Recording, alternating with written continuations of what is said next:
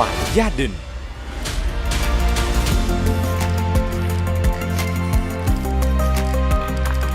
We have to move on because schedule is very tight. So we move to the next session of this morning in the main arena, the STEMI and acute coronary syndrome. So the co-chair of this session is Professor Eric Eckhout from Switzerland. We have distinguished panelists here, Professor Brian Yan from Hong Kong, Dr. Yong Kyung Kim, Korea, our friends Dr. Rajinikan Rajagopan from Brunei, Professor Huỳnh Văn Thưởng from Khánh Hòa, Dr. Vũ Hoàng Vũ, UMC Ho Chi Minh City, and Dr. Đỗ Văn Chiến is 108 Military Hospital. So to start, Eric, please introduce the first speaker. Yes, thank you. The microphone has been fixed. So it's a pleasure to introduce Dr. Quang from Hanoi. Nobody needs to we don't need to introduce Quang. Everybody knows him. He's now one of the prominent figures in the Vietnam Heart Association that will organize his national meeting next week in Hue. Quang, the floor is yours. Yeah, thank you for your kind introduction. First of all, I would like to thank the organizing committee to ask me to share this topic. And my topic today is we just seeing how we can do differently with the plaque erosion in the acute coronary syndrome, including the STEMI. So I have no conflict of interest. So basically, this is a diagram showing that the thrombosis in the coronary artery disease involved very much for the progression of the plaque. And you can see here, there is some way progression of the plaque in the coronary. Somehow it can be like erosion, somehow it can rupture, or it can like a calcified noodle. Every pathway come into the thrombus, and we have a coronary syndrome. However, recently, due to the apply widely of the OCT, we have more data involving the plaque erosion. And if you try to identify the prevalence of the plaque erosion, you can see here the data from a lot of studies showing the prevalence around more than 30%. So basically, 30% of the case you got in the cath lab is due to the plaque erosion. And if you compare two groups, one is the group is the plaque erosion versus rupture, you can see the patient with the plaque erosion is younger.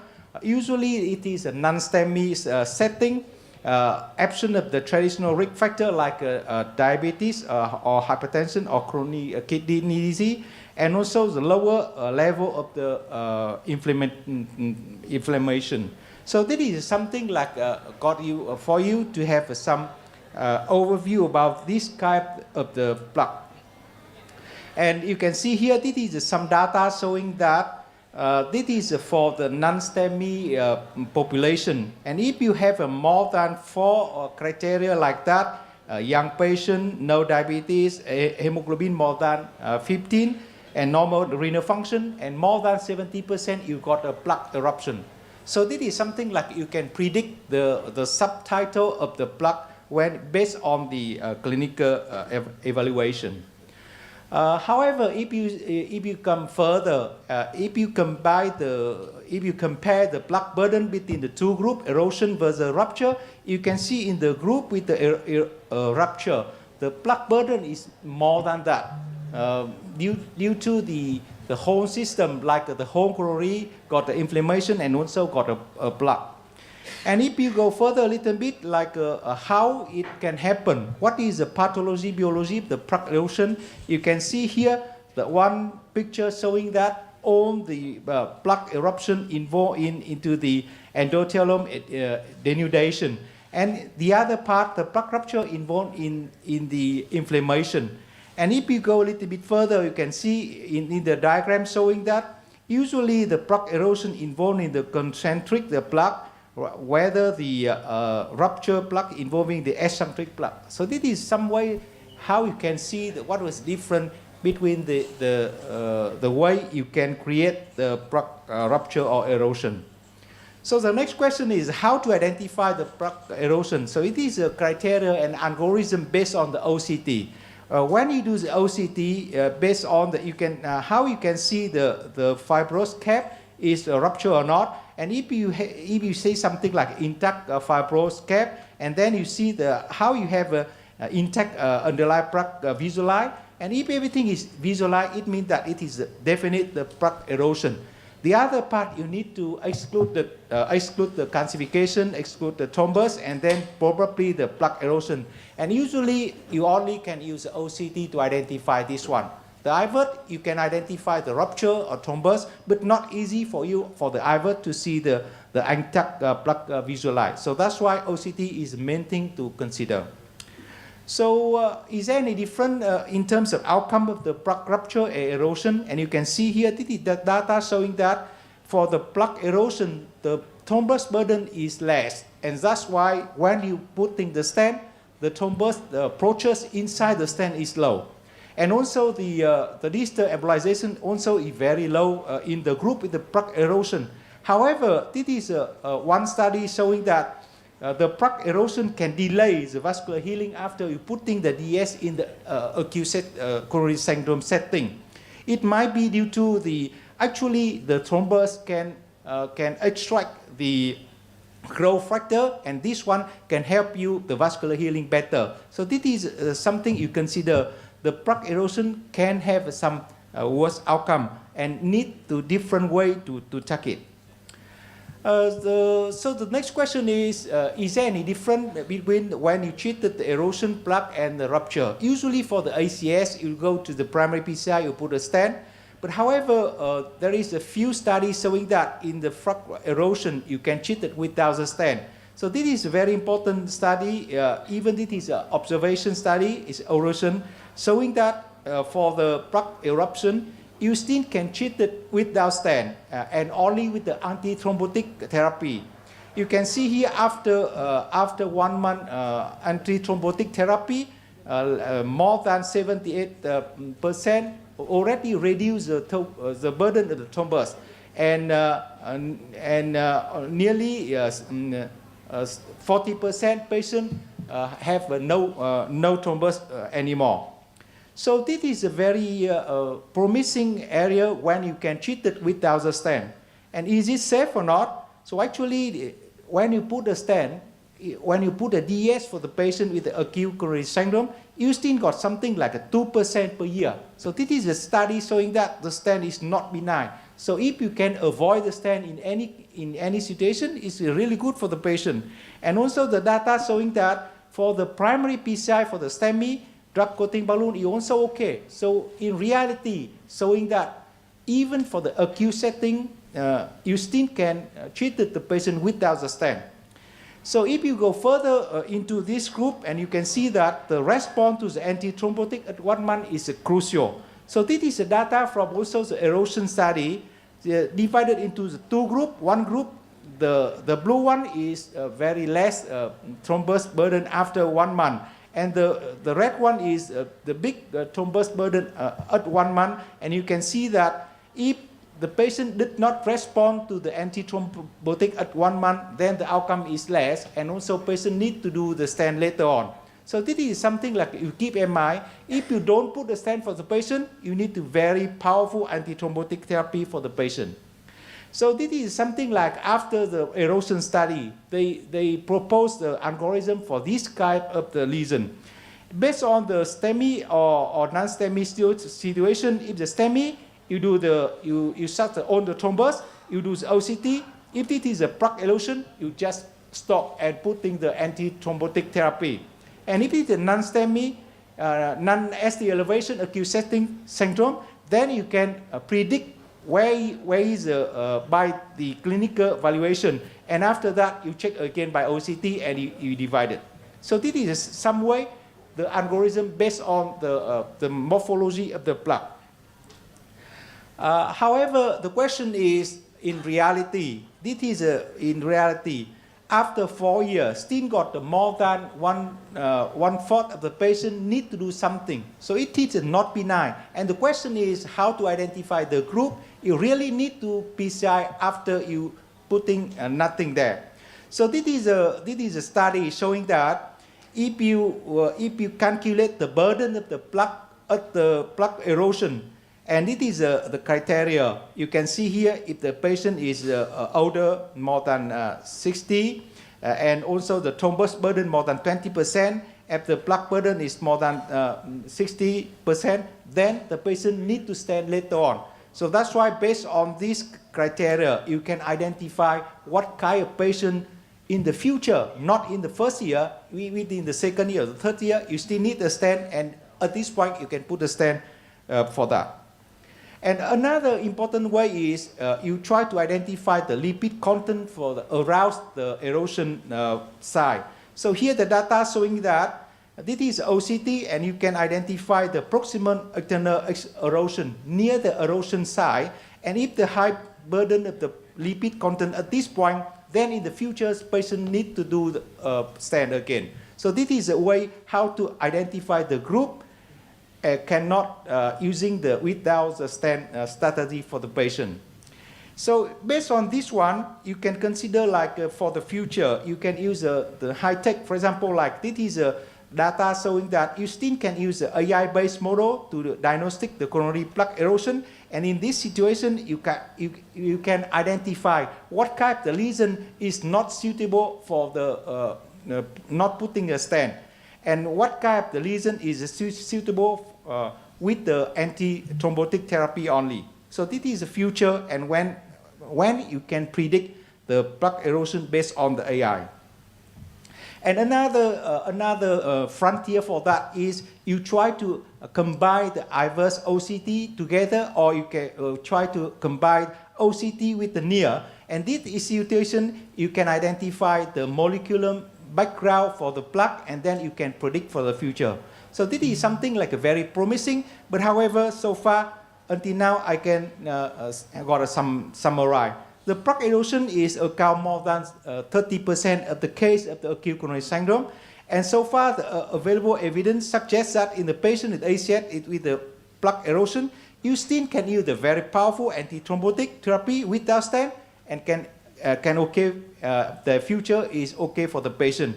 And actually, the future research should address into the 2 points. The first one is how to identify the subgroup is not suitable for that, even if it is a plaque erosion. And the second one is a new therapy strategy target to the molecule pathway involved in the plaque erosion. So this is something for the future. And so far, I have only few things to say at this moment.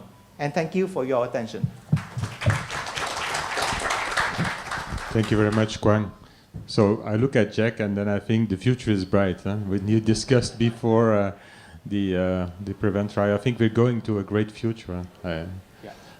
Any comments and questions from the panelists or from the?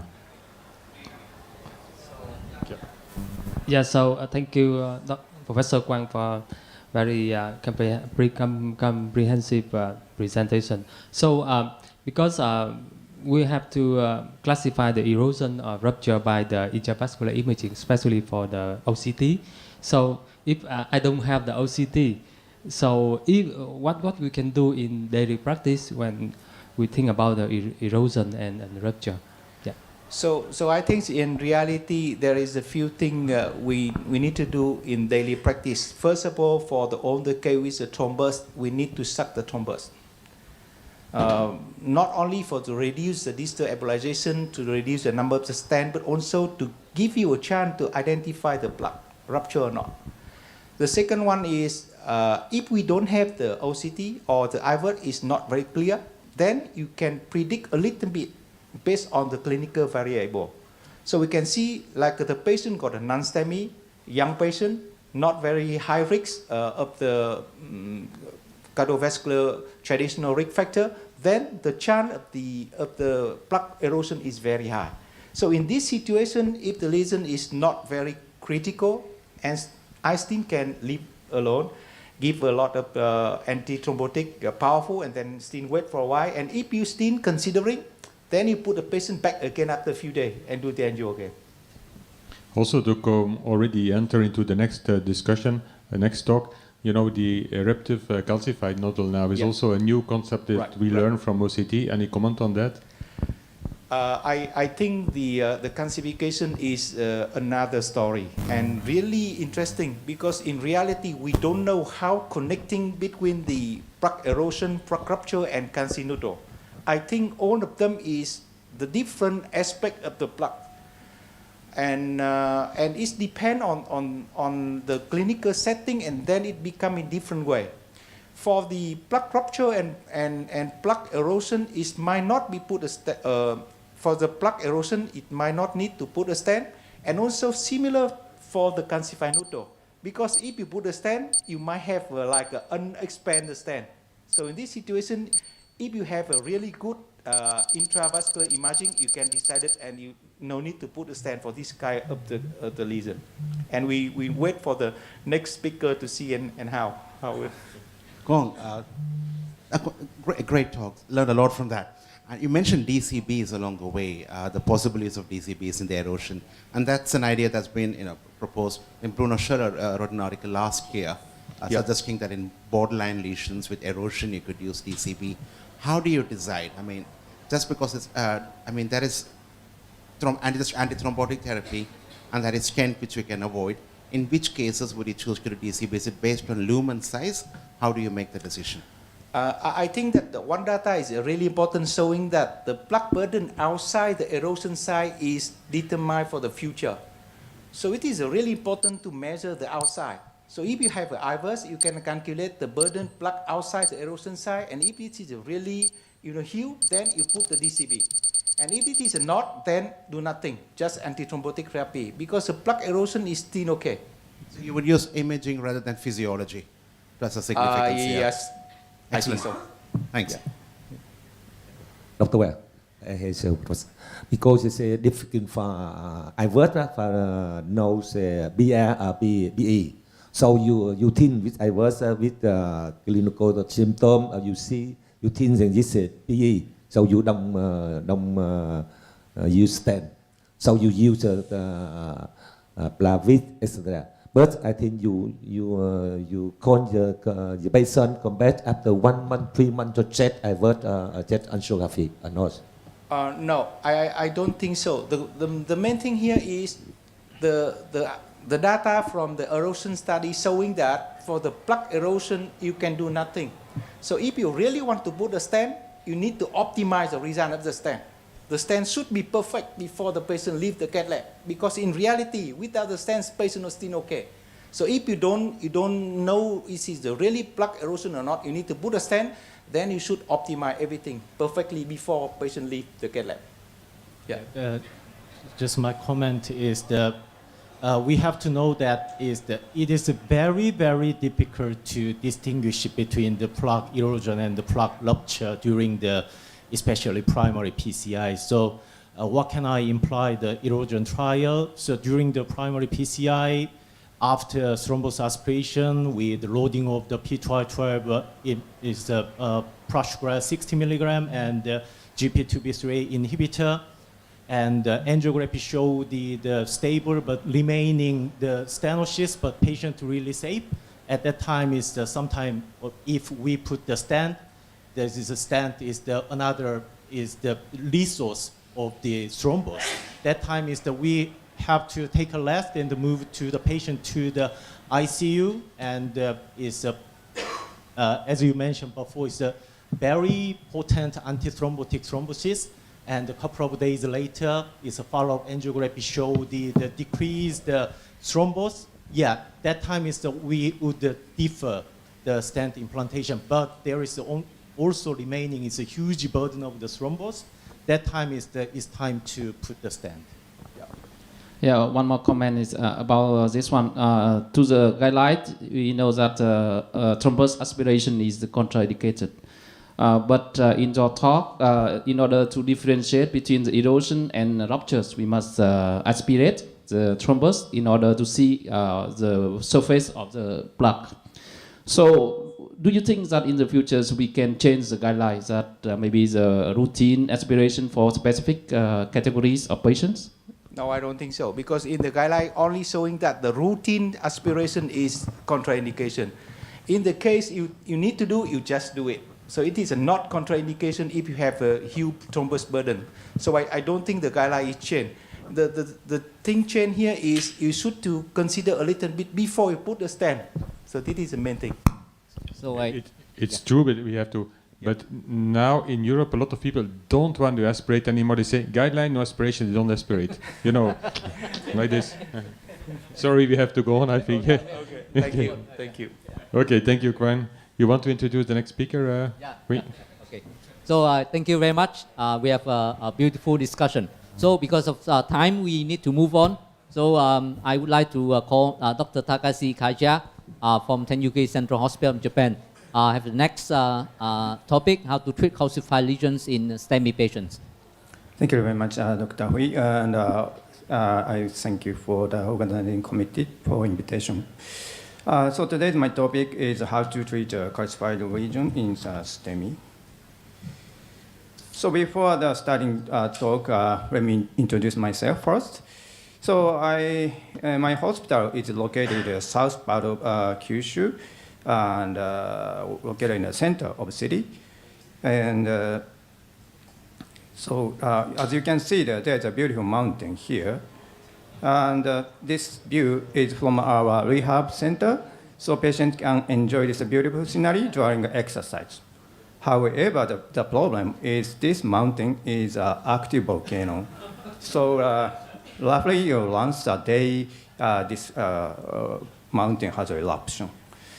So from my city, Kagoshima, to here, I took a flight from Kagoshima to Tokyo, 1.5 hours, then another flight to Ho Chi Minh City, 5-hour flights. So next time you can come to Kagoshima the other way. So the geographic feature of Kagoshima is very unique. We have 28 islands with people live, and from north to south, 600 kilometers. From Kagoshima to Kyoto, around about 600 kilometers, so it's a huge prefecture. So we have so many islands. So most of the islands, they don't have cast off, so we use a helicopter, we call the doctor helicopter, and patients come to my hospital around 40 to 5 cases in a year. And most of our centers, PCI number is 600 around the years, and 250 peripheral cases in a year. And 20 to 30% are ACS. So the last year, ESC updated the ACS guideline, but it is the European guideline. So from Asian perspective, we wrote just one publication. Still in Asia, we have some problem, so we need to do something more for ACS. So what is this? It is a classification. So one case here, the 65 years old gentleman, undergo STEMI. So luckily his LV function is still preserved. But as you can see, the angiogram, the proximal LD was completely blocked. And I did thrombectomy, I'm sorry. So after the thrombectomy, we could see the culprit region here. It looks simple. However, not the culprit region, just distal to culprit, this region was very tight. We used the urvalin up to 20 atmosphere. Then still we can see an indentation. Then we switched to the NSE, it's a scoring balloon. It's a high pressure scoring balloon, so we up to 27 ATM. But still we can see indentation. So this is the IVUS. You can see a concentric, heavily calcified region here. It is just a short segment, not long, but it's heavy. We cannot see the thickness of calcium because we use the IVUS here, but still we couldn't open this. So what is the strategy for these lesions? Rotational atherectomy, orbital atherectomy, stage PCI, CABG, or IVL. So if you choose a rotational atherectomy or orbital atherectomy, we have to concern distal embolization or some complications.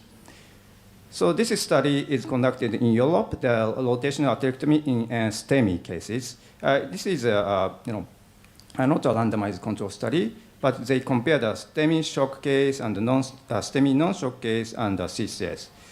So the primary outcome here, I want to show this one. So in-hospital mortality in STEMI shock case is very, very high, which is 50%.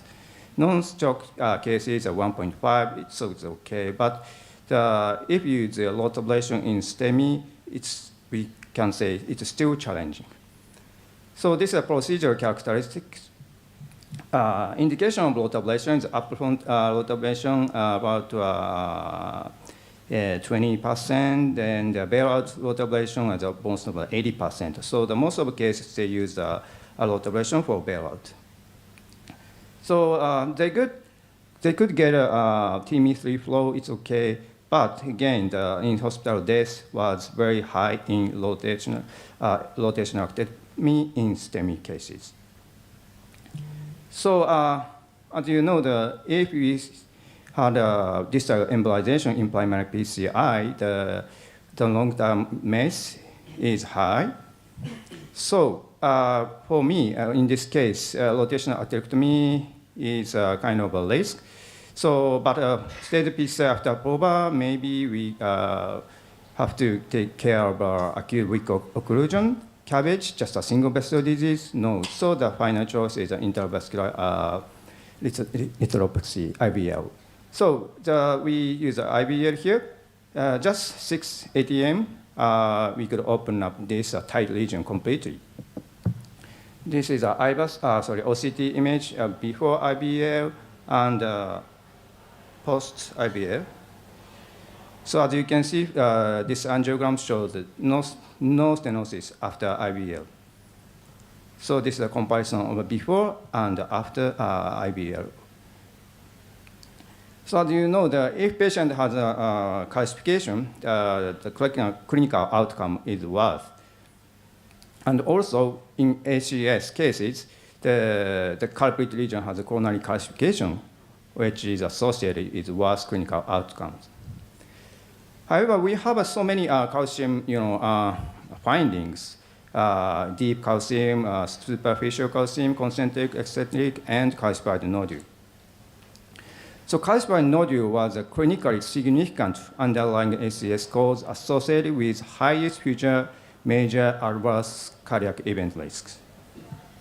So this is our data, which is still on submission. We compared calcified nodule cases and non-calcified nodule cases in hemodialysis patients. You can see the MACE and cardiovascular death and MI, all the hard endpoint was higher in calcified nodule groups. So calcified nodules, we need to still do something more. So before treating calcified regions, what we have to do is scoring using imaging like IVUS or OCT. So once we got a high score, you have to consider rotational atherectomy, IVL, or whatever. So the scoring is very important. And another point is, the severe complication we have to consider after using debarking devices. So this consensus document says it is necessary to prepare for complication during PCI for calcified regions. So what we need to care is, the rupture, perforation, maybe a late tamponade, procedure MI, no or slow flow here. So we need to know how to prevent and how to manage after using a debarking device. So comparison of these lot ablation orbital and IVL, I want to point out here the procedure complications. As you can see, the IVL is the safest device for calcified regions. As you can see, the dissection rate is rare, the perforation is rare, and the no or slow flow is not reported. So the after scoring, we need to decide which debulking device or IVL is better for these patients. So that this case is a 63 years old gentleman in fellow STEMI. The mid RCA was completely blocked like this. And you can see some calcification here and also the left artery also. So we use just a normal balloon to open up this region. And as you can see that this guiding is kicking out and very difficult to close this region. So after balloon angioplasty, we did IVAS. You can see the concentric diffuse calcification here and nodule here. So we got TIMI-3 flow after ballooning. And after this, this IVAS image showed a diffuse severe calcification with calcified nodule. So at this point, what we should do, if we choose the root ablation or orbital in this situation, maybe it's going to be trouble. So the point here is we stop the procedure here and put the patient to the ICU. Then around a week later, we did a staged PCI for this severely calcified lesion. We use a root ablation up to 2.0 millimeter. Then final CAG angiogram like this. So I showed the two cases. So one case we did something for clarification at the time of primary PCI, and the next case we did debulking. Not at the time of primary PCI, we did a stage PCI for these lesions. So debulking device is necessary for severely calcified lesions, and the selection of debulking or IVL is very important in ACS. And imaging devices like IVAS or OCT helps to decide the debulking strategy. Thank you very much for your attention.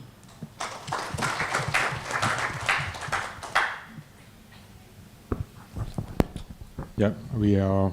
Thank you so much for the pictures, the beautiful picture of the mountain. We are looking forward to visit Japan. It's the time to visit Japan. Any questions? Calcium and yeah. Good question. IVLs only works best with concentric calcification. What's your experience with more nodules and eccentric calcium with IVL? Okay. It tells you it works, but in your experience. For the concentric? With eccentric. With nodules. Okay. Okay. Thank you very much. So the concentric calcification, yes, IVL is very, very, effective. But eccentric, some cases yes, but some cases no. So we don't know which, which eccentric calcification is indication for IVL. So most of the cases we try to use other like a debulking device. And also the calcified nodule is completely another concept. So we don't have any definite strategy to solve the calcified nodule. Still going, I think. It's true, calcified nodule is really sometimes horrible. But is anybody in the room had a case of calcified nodule where you do your best, you still achieve something that is acceptable? It's very rare that you can do nothing. With the modern technology, you try your best, you combine technology, and you achieve something that is acceptable. I don't know what is the opinion, but you seem to be agreeing with me. That's kind of you. Any opinion? I'm sorry. Do you use OBN, the high pressure, after IVL? What pressure do you use? You mean after IVL, Yeah. we use another high pressure balloon? Yeah, yes, I do. Most of the cases after IVL, we use a swelling balloon or like Urbalin to open up. So IVL, the high pressure balloon, then stenting is my strategy. I saw that you use Wolverine up to high pressure, which That's It's it's not because I did it when I was younger, but now I don't do it anymore. But you do it still. Yes. Okay, okay. Any other opinion? Yeah. Because I'm scared. I have seen cases with blade problems, so that's why I don't do it anymore. Yeah.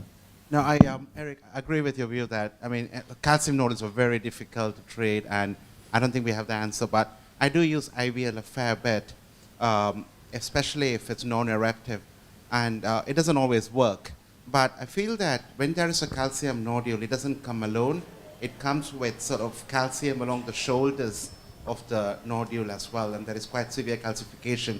And I think when we do IVL, we are treating not just the nodule, but also the sheet calcium on either sides of the nodule. And that maybe leads to a better result after stenting. So, I mean, the evidence, I think, is not clear for anything. And but I think it's useful trying IVL here. Yeah, I think so. Then not only the spot regions, we have to think of the whole length of regions. The point we need to do is IVL, some point we need to use like a lot ablation. Yes, that's right. Okay, we have to go on. Thank you very much for your nice lecture. Thank you, sir. Short one, very short one. Okay, yeah, thank you very much for the presentation. Actually, the most important, I think, strategy is to open up when we have a ACS situation. So that's the last case, you open the flow, have a good flow, and you leave it and do it stage PCI. But sometimes for me, I don't have that much modern device, the bulky device like you.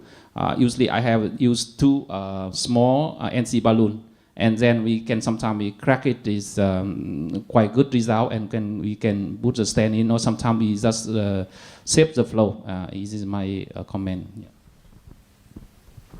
Yeah, thank you. Thank you so much. Indeed, we have good stuff, good material today to treat calcified lesions much better than before. The next lecture is by Dr. Ranja, and I really like the title because I see the word complications. So Dr. Ranja is going to speak about the prevention and management of primary PCI complications. Welcome.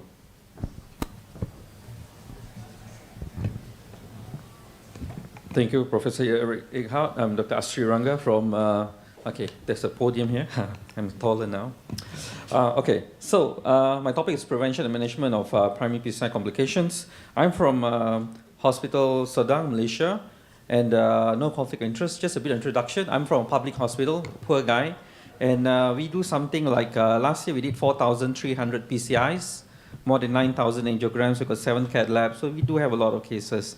So within 15 minutes to cover is quite a lot, so I have to actually choose the topics I want to. I'll be talking case-based, slow flow, and corneal perforation. I think all of you have seen, so it's more for discussion and so on. So I'll go straight to the case. A 78-year-old lady came in with inferior STEMI, ST elevation, so activated the primary PCI team, the left side, the minor disease, so occluded proximal RCA. So basically it was like, what do you call it, grade 5 thrombus, completely occluded. So the operator decided to wire and then daughter. So he saw that there's actually a long diffuse lesion. Maybe the tight one is at the mid RCA, ruptured plug maybe in the proximal RCA. And we don't image all our cases. So usually they will predilate, there was flow after wire. If you wire an occluded artery, there's flow. Usually it's good prognosis. And there's some thrombus migration to PLV. So I think they decided to wire the PLV. Another they used a larger NC balloon, a trio balloon, and then acceptable, pre-dilatation, and decided to stent a 3.5 36 dash from mid RCA, and okay. So after that, what happened was no flow, no reflow. So we realized that most of the time in our STEMIs, it tends to be the RCA. When you have a lot of thrombus, ectatic vessels, it's quite common to see. It all depends what you do next. So the operator started the IV taurofiber and bolus, but what they decided is to go up even higher with 3.5 NC balloon, which I think was not the right thing to do. Try to establish flow, come back, or try to do intravascular imaging. So obviously it got even worse.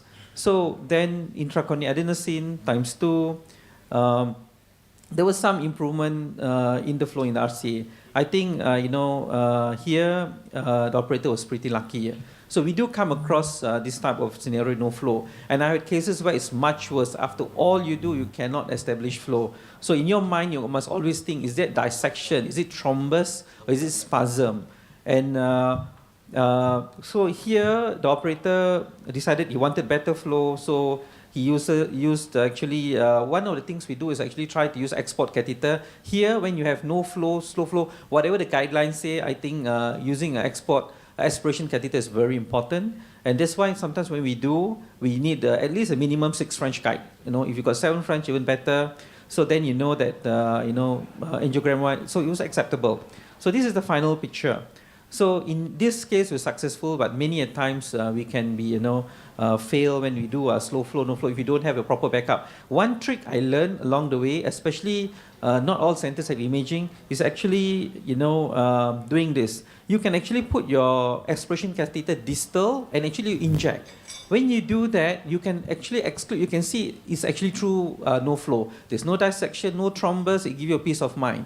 So you can do this. So this is a simple trick you can do. So going back to, no reflow is when you don't have, your TME flow is less than 2 or less. And this occurs despite the vessel being patent. But when you don't have imaging, it's very difficult. So you have to rule out dissection, spasm, of course, distal microembolus. Although we use OCT most of the time in STEMI cases, but once you have no flow, you are stuck. OCT might not help you so much. You might need to actually use the IVERS and so on because it depends on the flow.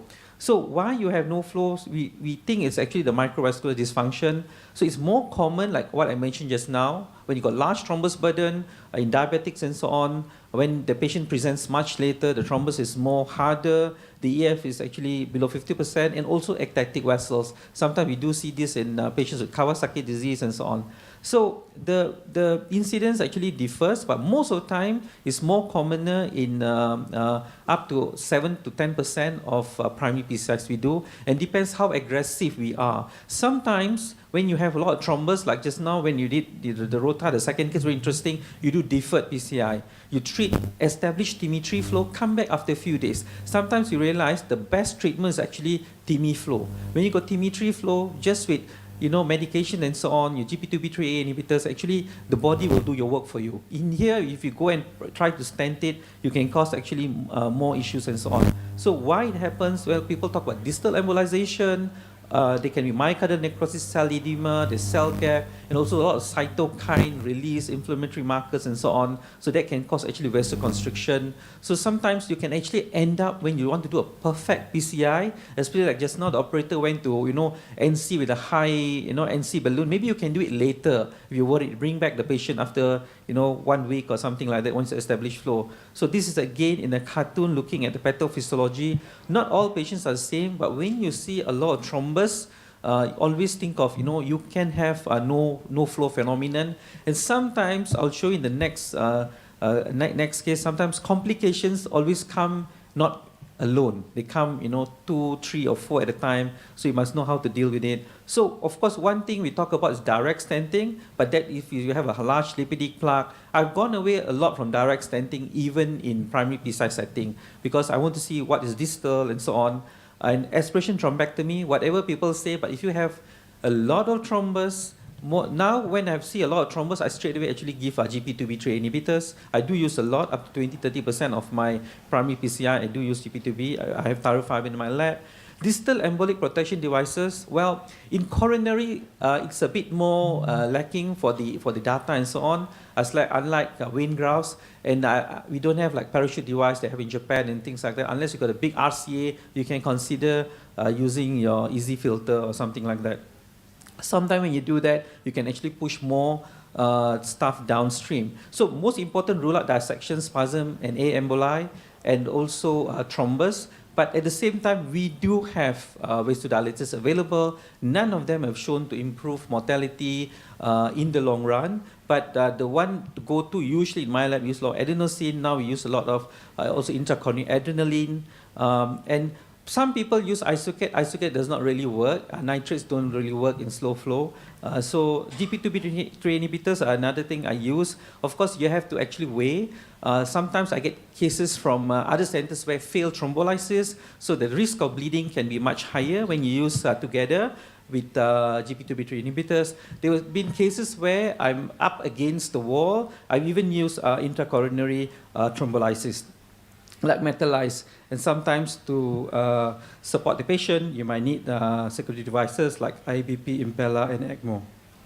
So again, my strategy, assess the thrombus load after wire passing, early use of IVUS here because OCT might not work when you have no flow, and then thrombectomy in case of high thrombus load, and also try to limit contrast injections. Don't inject too much contrast. And do not go very high pressure with initial POBA. If you've got slow flow after POBA, consider deferred stenting. So I think that's also very important to consider. When not to put a stent in is not easy. And if slow flow occurs, quickly go through your response with vasodilators, consider aspiration catheter, and you can actually deliver your medication through aspiration catheter, and also consider mechanical alveolar support in severe cases. So that's in a nutshell slow flow. Next, I will go quickly in the corneal perforation. Again, occluded proximal RCA. So if you can see, the operator actually wired into distal RCA. Looks very good. So RCA can be deceiving. Okay, you think that the wire is in the RCA, and this happened more than once. So I will tell you what happened. No flow. Okay, so they put a 2O balloon. 2O balloon, nicely done. You know, so this happens. So if Indians understand, I call this the ayoyo moment. We say ayoyo. So the Indian says ayoyo, then you are in trouble. But this is one of the cases. I won't show you how it's done. I'll go to another more exciting case. So you must always be careful. Just because in your LA view, it looks like it's in the, the Y in the C, it can be in a different vessel. So this is another case. Anterior STEMI came in. So again, the operator saw the wire looks very nice. It looks like it's in the LED. Okay, so he was so confident, so he dotted, and he actually put a 2.5 to establish flow. You know, went up, mid proximal, nicely dotted, no problem. And then IOO happens. So actually the wire wasn't septal. You know, you thought it was in the LED, so it's a bad perforation. And then exactly what I tell you, whenever we have one complication, be prepared for second and third one. There were a lot more complications after that. So trying to wire into the true, LED, but at the same time, the most important thing you should do is actually POBA. While you are thinking what to do, put a balloon proximal, POBA. Don't go and POBA again at the septal. You know, so sometimes where you put the balloon is also very important. So they put a 2.5 balloon tamponade. Trying to wire into the true lumen was not easy. Here you can use a ping pong guide, but the operator decided to deflate the balloon, quickly wire into the true lumen. Again, here, the fastest thing is, I think they decided to put in a covered stand. So they put a LED, proximal LED across. They decided to sacrifice the septal. But at the same time, you can argue, you could actually try to put in fat embolism or coil down the septal. I think this was what was going in the operator's mind, but something happened after that. So what happened after that was they actually they had difficulty wiring. They managed to wire down. They put a covered stand. But after the covered stand inflation, which was under, they lost all the wire. And subsequently, trying to wire the covered stand, it went abdominal wiring. They could not get anything down. But before that, they dilated proximally.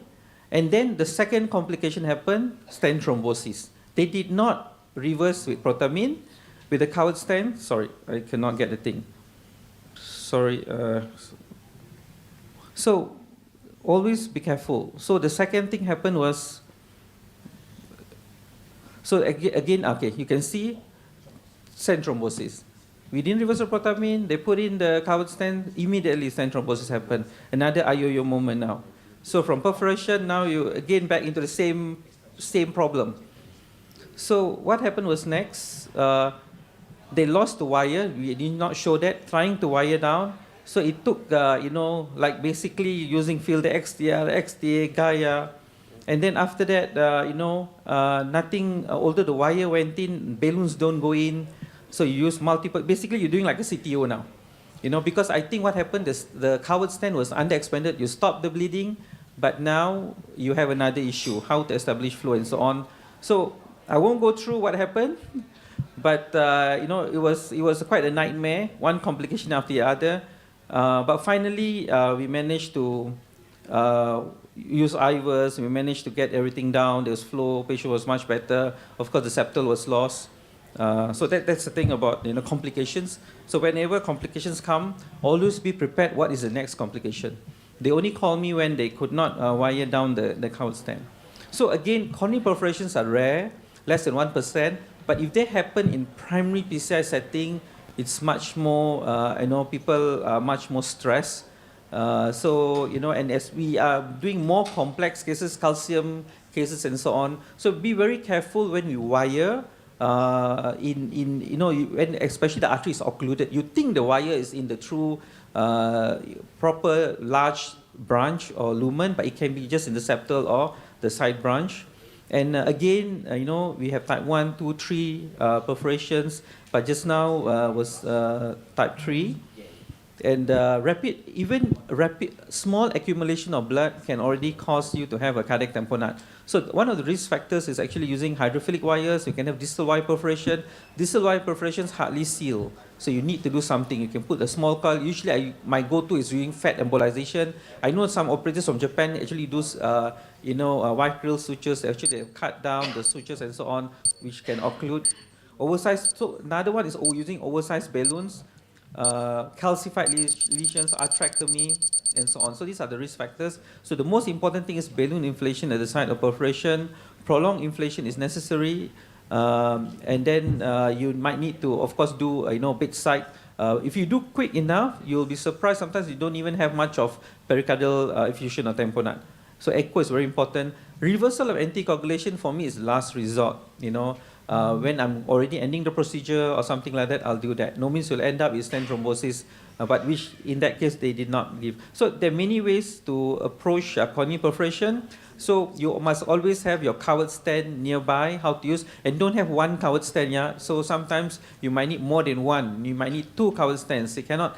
Especially in a calcified lesion and so on. Be familiar with coil embolization. Not all coils can go down a microcatheter like fine cross. You need a larger microcatheter in your cath lab. And the last ones we hardly do. Yeah. So thank you. Thank you very much. Thank you very. 1, 2, 3. Oh, so that's something new, because last time I know in Japan they have the perfusion balloon, but I'm not sure what is what. So how does it work, Kwan? So it's an RX balloon catheter with rings sequence. The mic is come. My microphone is not working anymore. So the ringer balloon is an RX catheter with rings on it that are sequential. So if you were to perforate, you don't have to do the ping pong technique. You just ride your ringer device up to the thing. It's 20 millimeters in length. It comes in 2.5, 3.0, 3.5, 4.0. You inflate it, and all the rings pop up. So basically, it allows for continuous perfusion downstream without sealing the thing. Then you get a second wire. You wire through the rings to the other side, and then you put your covered stent. It has to be a papyrus, because it's true 6 French. And then when you are ready, you quickly deflate the ringer, so the rings will come down, but it doesn't collapse because it's weird, right? It's a ring. It becomes soft, then you slide it back, and then you inflate your covered stent. So you don't have to use ping pong technique. This is a little bit a different story here, because I think it's always easy to comment after for the case, so don't take it wrongly. But I think this is more like a kind of almost type 5 perforation because it's in the septal. So I would have probably avoided, it can probably be coiled rather than do prolonged inflation. That you avoid, the undersizing or the opening up of the covered stent, of course. Yeah, I think the reason we provide proximally is for the operator to think what's going on, what to do. So just to do that. But like what Professor Eric Eckhardt mentioned, different perforations are different. If you have a side branch perforation, distal wire perforation, so coil embolization, fat embolization, if you can do it quickly, the other one is your coils. But the first one I showed, actually somebody tried to use a coil, and guess what? The coil actually went backwards into the main branch.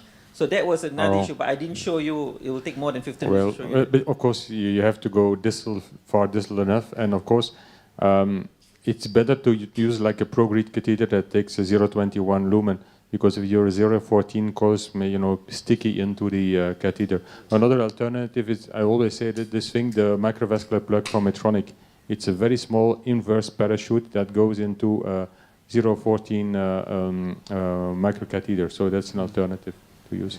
Yes, talking about the very nice lecture, and so talking about the slow flow. So you mentioned the aspiration catheter to deliver the drug in the distal part. It's very important. So using microcatheter, as you mentioned, over 0.14, and also the aspiration catheter is very effective. But so our right coronary, it's okay. But if the slow flow, no flow happened already at that time, if we give the drugs or contrast distal part strongly from the aspiration catheter. At times, sometimes thrombosis move to the circumflex, and circumflex slow flow is totally very serious situation. So that we should be careful of the bifurcation. So especially left coronary, right coronary is okay. Left coronary, we should be careful using aspiration catheter. Slowly injection is okay, but strongly inject at that time thrombosis move to the different way. It's okay. Thank you very much. You're right. Yeah. So I think the best way to do with the complication is how to prevent it. So on your case, I think now we have the intravascular imaging. So for the slow flow, nose flow, we can use IVR to see what happened. If we don't see any thrombus, but we see a long attenuated plaque or something like that, we can put a distal protection device to prevent the distal no flow after stenting. Even with the Y after crossing the lesion, I think the intravascular IVR is okay. We check the vessel size, is it in the side brain and membranes, and we can prevent the rupture of the vessel. So I think the area of the intravascular imaging is right high, so we can use the IVRs or something like that to prevent it. Just to add to that, now we have the rapid IVRs, the Avigo Plus, I have in my lab. So you got 4 times pullback, which I find optimal, 8 times. You also got the live, the true vision from China, which can go 10 millimeter pullback. So sometimes we worry about ischemia and recap quickly, and the images are pretty good. Thank you very much for the lecture. I think for the reason of time we have to go on. And just to remind you that no refill can be a very frustrating thing because it appears, it disappears. We don't always control it. So the next lecturer is Jack. You know that, Jack? It's your turn. I think this is your topic, your favorite topic, huh? The HBR patients. You know this by heart, huh? Thanks. Thanks.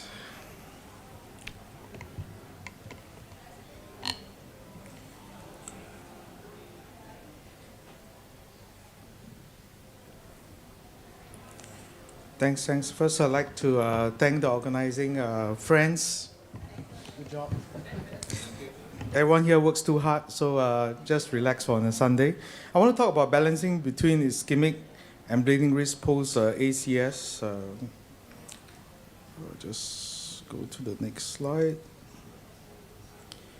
So these are some of my disclosures. I'd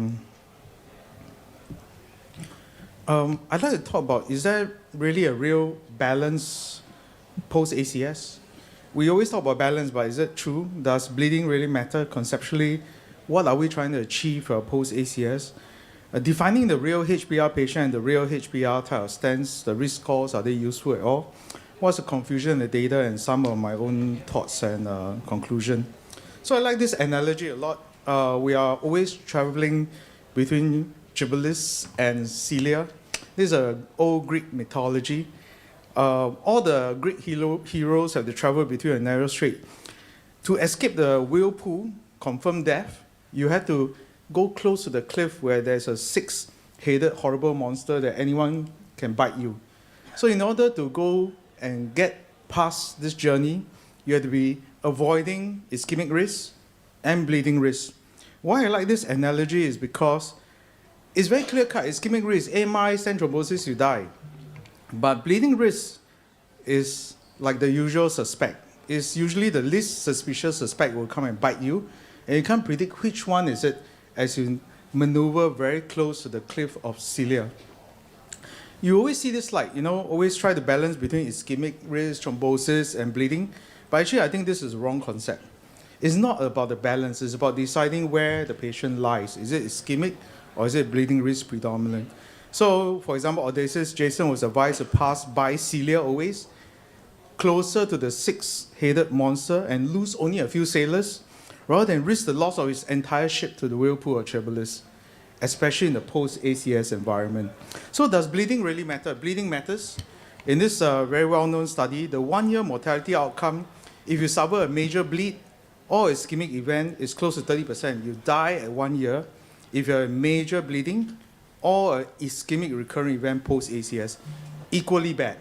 But what is less well-known in the post-ACS environment is that there are so many multi-pronged targets now, so many agents. It's actually surprising that our patients don't bleed anymore with use of antithrombotic, antiplatelet agents. And the determinants for antithrombotic management in coronary artery disease, how hard you drive the antithrombotic management, is determined by the clinical presentation of ACS. When you start thinking of shortening or de-escalating antithrombotic, it's always the demographic and comorbidity. So when you talk about balance, it's talk about deciding between left or right, not actually trying to balance it. We all know that the risk factor associated with increased bleeding and the risk factor of ischemic event somehow mix, but again, the most important presentation is actually ACS. And actually, the clinical angiographic subtype, putting stents in, if you manage it quite well, is less and less of an important factor determining ischemic coronary events, even in the ACS subset. So the ACS presentation is the crux of it. In the previous presentation, I mentioned stop-dead-2 ACS. What did we learn from the stop-dead-2 ACS? In the ACS cohort, shortening a DAPT regime with clopidogrel-based management to just 1 or 2 months failed to meet the superiority outcome of shortened that. So you still need 12 months of DAPT if you're using aspirin clopidogrel for ACS subset. What do we learn from stop-dead-3 then? An aspirin-free strategy, even if you use a third-generation tirapyridine like prasugrel, also failed to attest to superior bleeding risk reduction within 1 month and with an associated higher coronary event rate. So DAPT with aspirin-free shortened therapy is not advisable and still remain a gold standard to combine both in 1 month after a PCI. And then this slide is also key. We often say that major bleeding, major ischemia is similar post-ACS, but the frequency, if you overlap both, ischemic events is far more common post-ACS compared to bleeding event, no matter how you look at it. It's just we're always very scared of bleeding, so sometimes we overemphasize bleeding risk and truncate unnecessary most of the time. But I will show you the flip side. ARC HBR criteria, everyone's very familiar. I will just like to point out again and again this fact. HBR definition in the ARC consensus needs to achieve BUC 3 or 5 prevalence of bleeding more than 4% or risk of intracranial hemorrhage more than 1% within 12 months after a PCI. So it includes 1 major and 2 minor, but if it's just 2 minor criteria, it's not equivalent to 1 major. If you have just 2 minor, we say it's equivalent. Like Hui's case, they say 2 minor equivalent yesterday in the live case. Actually, it's less than 4% and less than 1% ischemic. So let's say you have an elderly patient, 75 years old, mild CKD, 2 minor. They are not equivalent. They are not true high bleeding risk. You know all the factors for HBR major and minor, but they are not equivalent risk. Our Japanese colleague, Professor Nakamura, used the same ARC bleeding risk criteria in the pandemic registry, 6,400 patients in the Asian cohort, predominantly Japanese. And he found that actually the ARC HBR bleeding risk criteria reclassified a lot of patients, or half of our East Asian cohort patients, into high bleeding risk. But if you further look at it in our Asian cohort, what actually reaches 4%, BUC 3 and 5, more than 1% intracranial bleed, besides ARC HBR consistent, which is severe CKD, anticoagulant use, severe anemia, low platelet count, prior ICH, malignancy, liver, cirrhosis, NSAIDs or steroid use, prior GI bleed. You also have heart failure. You also have low body weight. You also have history of peripheral arterial disease, transfemoral use. You look at ACS. ACS by itself is not HBR. ACS is 3%, no more, not more than 4%. So by itself, ACS is not a high bleeding risk subset. Okay, so if you look at some of the validation studies, I won't go too much into that. I'm going to just skip into it. But just to say that if you look at the HBR criteria in our Asian subset, all of us know that 1 in 2 of our PCI patients in the ACS subset is HBR. If they are not HBR now, they'll be HR tomorrow. So whenever we intervene on our Asian cohort, we need to know that predominantly they're going to be more elderly, low body weight, female. A lot of times this elderly patient also had atrial fibrillation, prior stroke, peripheral arterial disease. So they are true HBR. And therefore, in this HBR definition, we know that the risk of major bleeding is also double up every time the HBR criteria is repeated. For example, if you have HBR1 major, you pile on HBR1 major plus 2 minor, the additive risks of high bleeding risk keep piling up synergistically. And a lot of patients have double major, or minor criteria combined, and it keeps going up. So it is a useful tool, but there's a tendency in the Asian cohort to under-predict major bleeding risk, and its predictive ability may be optimized by doubling up the number of times the criteria is met. So all DES stands the same for shortened depth. The essential elements of a DES beneficial HBR patients, I'm going to go through some of the first results. The first RCT was the Leaders 3. You're all quite familiar with this trial. They have high mobility, and this really fulfilled high bleeding risk criteria, even though the early studies. Because of that, whether you put a bare metal stent or you put a drug-eluting stent, the risk of major BUC 3 and 5 bleeding is 7.2%. And this was actually the highest HBR trial that was ever done in terms of bleeding risk percentage. The other one that met the HBR criteria of above 4% was an Onyx 1 study. It was between Onyx 4.9 and the Biofreedom stent of 4.4. All the other HBR trials, they are non-randomized, single-arm enzymes, 2.2%. Bioflow DAPT, actually 1 month randomized control, but it was close to 4%, but not quite 4%, 3.5%. Senior trial, which is again reinforced the fact that just age alone is minor criteria, less than 4%, 3%. Evolve short depth, again 2.9%, again single-arm non-randomized trial. Master depth was not truly trying to evaluate HBR, it's just between short and long depth, again 2.3%. So it's not validating that you can shorten depth. Why is this the case? If you look at the criteria for recruitment, you have to actually have all the inclusion criteria before you come close to 4% HBR risk of PUC 3 and 5. Bioflow at that also have all the recruitment criteria, and therefore its risk is 2.5% as high. Close to, but not quite 4%. So inclusion criteria for HBR patients vary between clinical trials, and therefore they don't make the mark. So again, to just re-emphasize the data, bleeding risk, ischemic risk, equally important, but at 1 year, if you do meet HBR major criteria, you qualify as a high bleeding risk, your bleeding risk will then trump ischemic risk at 1 year. But if you do not have HBR risk criteria, then your ischemic risk far outweighs your bleeding risk. And if you undertreat ischemic risk, the patient do not benefit post-ACS. Our Hong Kong colleague also showed in their meta-analysis in their own data, if you have a major bleed post-PCI, up to 5 years, your event rate is very high and increases death. So what does the guideline tell us? The guideline tells us that you can actually drop DAPT after a month, but they only endorse 2 stents, which is the Zetteromer stents and the Biofreedom stent, because those are the data-driven HBR stents. And the guidelines in 2023 for HBR patients, they reinforce 2 strategies. Strategy 1 is abbreviated DAPT. You start with whatever DAPT you want, whether potent, non-potent, but you shorten the duration to a month, and preferably 3 months, depending on bleeding and ischemic risk.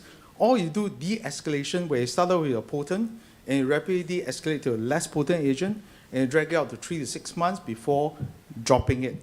So between shortening and de-escalation, I think most of us do a combination of both. So in the ESC guideline, again, in the patients who have OAC, they say that the default strategy is to have a triple therapy in a stable cohort up to just a week. But in the ACS cohort with high ischemic risk, try to drag it out to at least a month. Then you shorten it to dual therapy with NOAC, and after a year, both consistently, just NOAC alone. So again, ESC guidelines suggest in patients with oral anticoagulation, PCI is performed without interruption of the VKA or NOAC, and try not to breach anyone. Means you don't go and give Clexane on the side. Just give rapid onset, on-off NOAC preferably. But in patients who are on Coumadin, you do not want to administer any more heparin if the INR is already above 2.5 when performing the PCI. In patients with NOAC, regardless of the timing of the last administration of NOAC, low-dose anticoagulation can be given. These are some of the bleeding risk strategy you can consider pre-PCI, during PCI, post-PCI. Important is to risk stratify them. Important is IVUS intravascular imaging, optimal stent selection, deployment, and the strategy of either shortening or de-escalating that. There's some data supporting the use of routine PPI to protect GI bleed post-PCI with that. In the APSC consensus that we published in 2020 on the recommendation, we recommend more a binary approach. We use the ABO algorithm to prime people to yes or no, high bleeding risk, A, frail elderly more than 75, but with asterisk meaning you must combine with a second criteria. All advanced age above 85, life expectancy less than a year, combined with spontaneous intracranial bleed under B, recurrent GI bleed, hemoglobin less than 9, not 11. Organ failure, either liver cirrhosis, end-stage renal disease requiring dialysis, bone marrow failure or platelet count of less than 50,000 or stroke in the last 6 months. And we risk stratify the high-risk ischemic risk using a CVD algorithm. C for prior coronary event, high-risk coronary anatomy, documented multivessel disease. V for established peripheral arterial disease, cerebral vascular event or disease. D for diabetes on treatment, eGFR less than 60, micro or macro albuminuria, and heart failure due to coronary artery disease. And this is a very simple flow chart. We don't advise you when post-ACS or not. If you need to transit from a DEP and you think that you need to transit them to CCS, assess then the CVD first, meaning ischemic risk first. Ischemic risk low, try not to prolong the DAPT, you just go to SAPT. Ischemic risk is high, then look at whether it's acceptable bleeding risk or not acceptable bleeding risk. If it's unacceptable, SAPT. Acceptable, consider DAPT or dual pathway inhibition. And this is a follow-up publication where we endorse the 12-light regime. After 3 months, in the low bleeding risk subset, go to ticagrelor monotherapy. In Asia, for patients on OAC, we endorse routinely 1 month, not shortening, because the practice pattern in Asia, not a lot of intravascular use, so we're a bit worried about saying can shorten and drop aspirin within 1 week post-PCI. So personalization is key, and I would like to conclude that major bleeding is highly correlated with mortality, especially post-ACS. The real-world data of HBR patient in Asia is at least half of our patients. Proven DES for HBR patient with short DEP, there are only 2. DEP strategy of HBR patient include the fact, I want to emphasize, bleeding risk or trump ischemic risk if they score positive. We need to shorten the DAPT duration or de-escalate the type of DAPT. So again, when you look at bleeding risk, you look at ischemic risk, they look somewhat overlap. There is a small overlap subset, but bleeding factors and ischemic factors both give rise to death, but the incidence of it is not the same. So bleeding risk is not equivalent to high ischemic risk, but both are bad and both kills our patient. However, the optimal duration and intensity of DEP for patients with high bleeding risk is not known, but I advise you if they score high on high bleeding risk, it would trump ischemic risk, and you do need to have a strategy to shorten the DEP in the subgroup. So in terms of usual suspects, we need to maneuver around cilia, try to avoid the bleeding. It doesn't happen as often as you think, but don't undertreat the ischemic risk. Thank you very much. Thank you, Jack, for excellent lecture. So we, because of time, so I think we have maybe one or two quick questions. We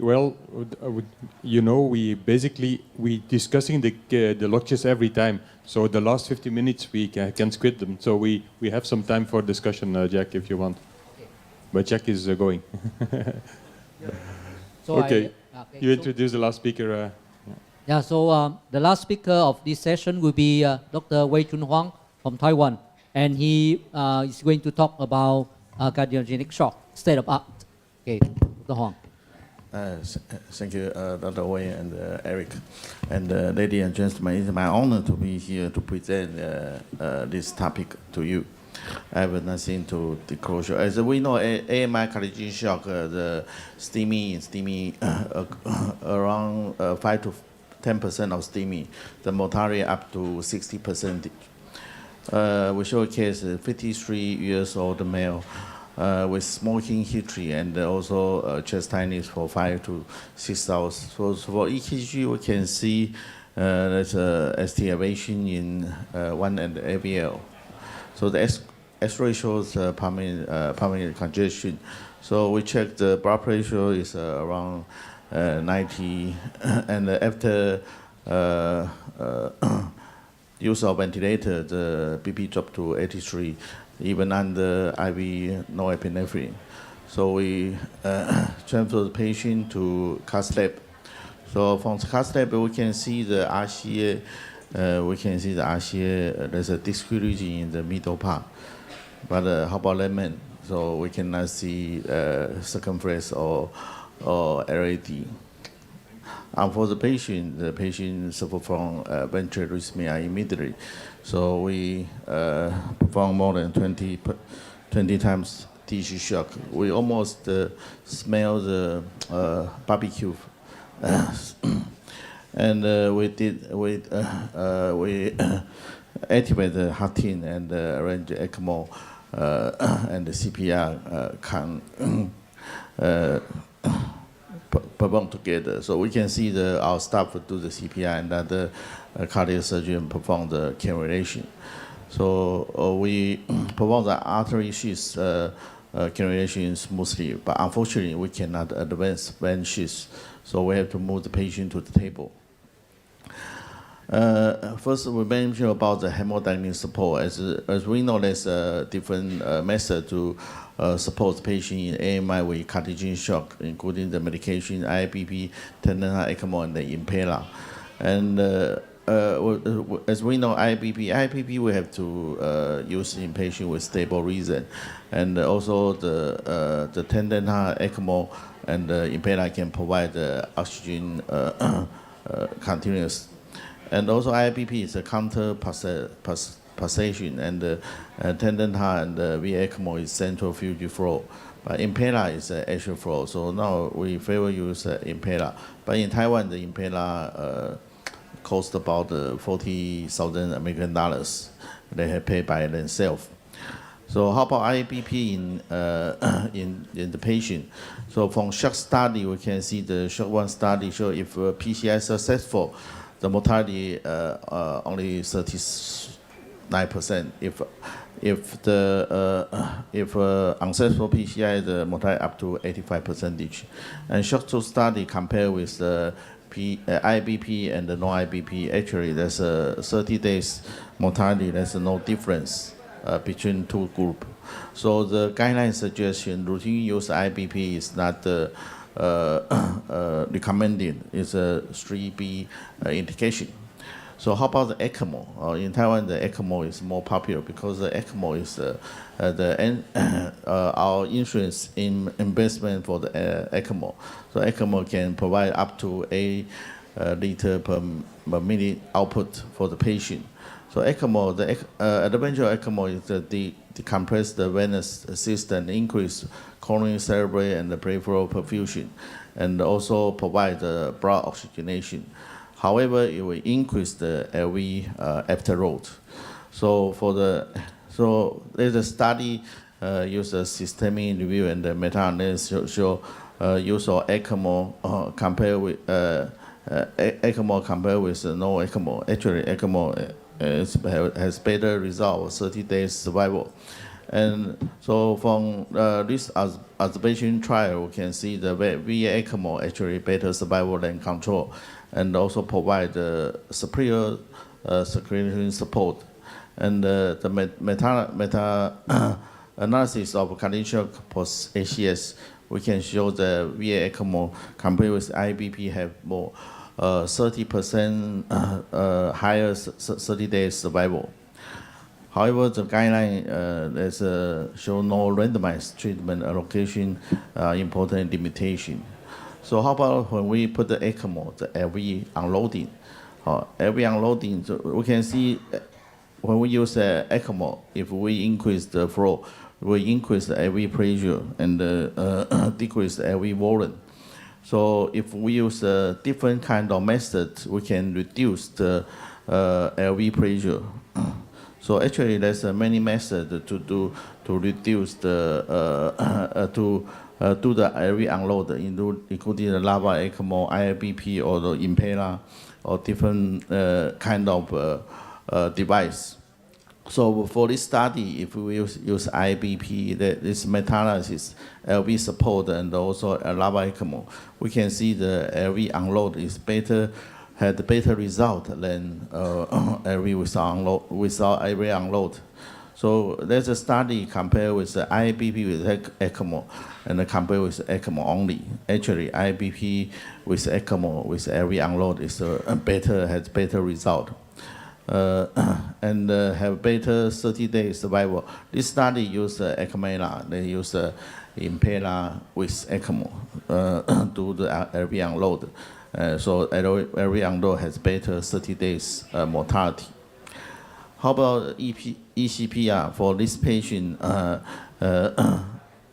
In Taiwan, we have many studies show the ECPR result. So this is we collect the in-car patient for more than 135 patients. You can see for ECPR, actually can have extend the duration of CPR time.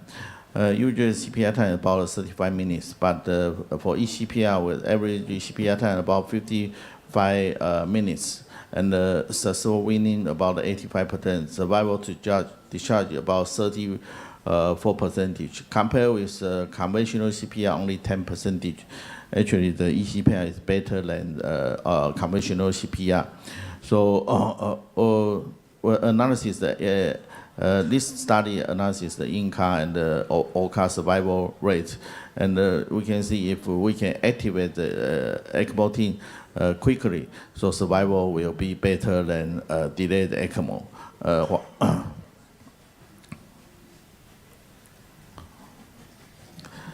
And this is another study show actually survival in-car or all-car patient is about 33% if duration of ischemia less than 75 minutes.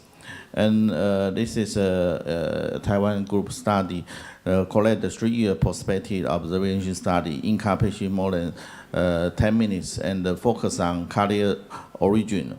So we calculate the result. We can see follow-up about 1 year. We can see the ECPR patient has better result compared with the conventional CPR.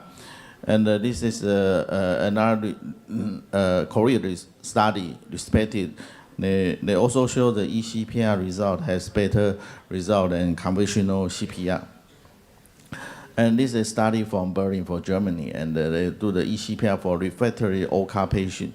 And for the result, we can see the door to ECMO time less than 30 minutes has better result than door to ECMO time less than more than 30 minutes.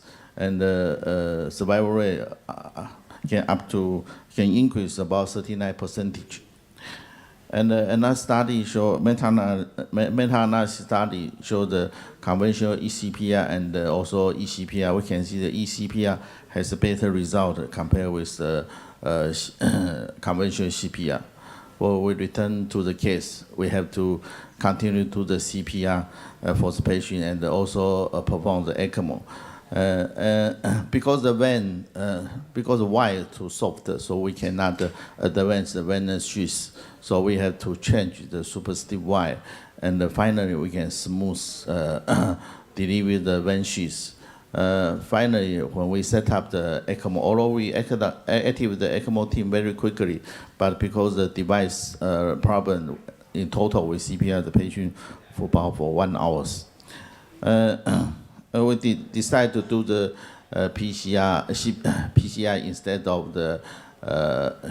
of the cabbage. So we use a software to pass the lesion, and after that we use a thrombectomy to remove the part of thrombus. So we can see there's a very narrow lesion in LAD element distal part. So finally we can see the two lumens. So we use 2 wire and open up the lesion, and we decide to perform the circumference lesion first, and later on, after the circumference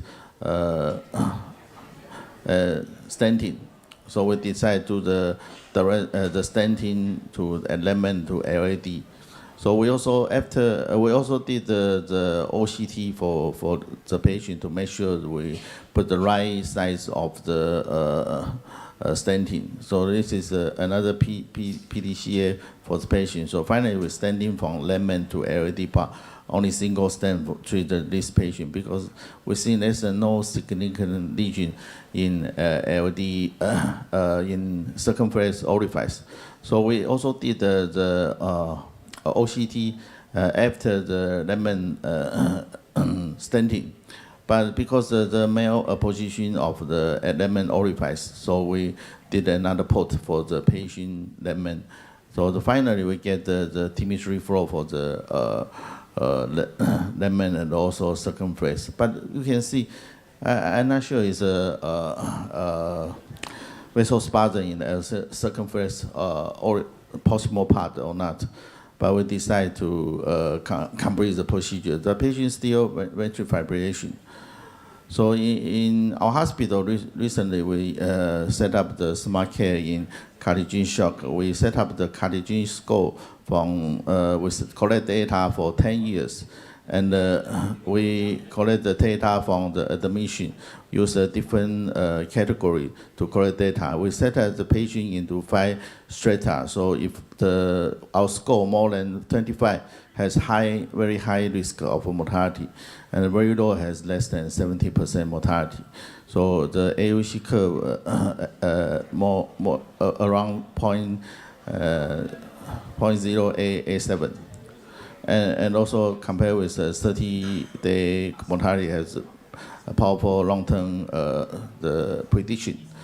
And also we use artificial intelligence care with cooperation with university to use a random forest and variable importance to set up another AI model in our hospital. And with the shaped expansion to see what is the reason to induce the cardiogenic shock, the poor outcome, so we can improve the poor outcome. So in our hospital hospital information system, we have an AI critical care buttons. If you click the button, you can see the cardiogenic shock risk for this patient about 55%. And also we can check other category, use our AI system. So we also use the system to use in other hospital. Our result actually have a similar result with other hospital. So further confirm our result, AI result in the accuracy in different hospital. So the patient actually after open up the region, so we decide to do another cardioversion. Luckily, the patient returned to normal sinus reason. So we performed the hemodialysis for the patient, but because the severe heart failure, in about 1 month, we have to do the tracheostomy for the patient.